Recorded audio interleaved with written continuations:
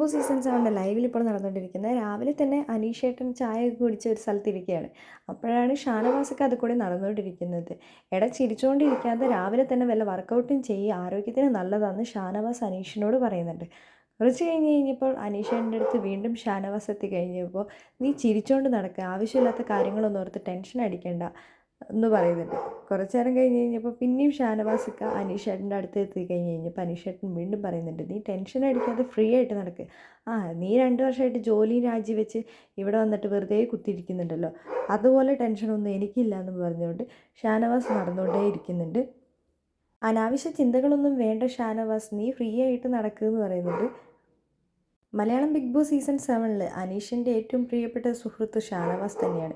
ഏതൊരു കാര്യം വന്നു കഴിഞ്ഞാലും ആദ്യം ഓടിയെത്തുന്നത് അനീഷ് ഷാനവാസിൻ്റെ അടുത്താണ്. പക്ഷേ രണ്ടുപേരും അത് അംഗീകരിക്കാൻ തയ്യാറുമല്ല. ശരിക്കും ഷാനവാസിന് പറയാം അനീഷ് പാവാണെന്ന്, അനീഷിന് അറിയാം ഷാനവാസ് പാവാണെന്ന്. എന്താണെങ്കിലും അനീഷ് ഷാനവാസ് കോംബോ നിങ്ങൾക്ക് ഇഷ്ടമാണോ? നിങ്ങളുടെ വിലയേറിയ അഭിപ്രായങ്ങൾ നമ്മുടെ കമൻറ്റ് ബോക്സിൽ കമൻറ്റ് അറിയിക്കാൻ മറക്കരുത്.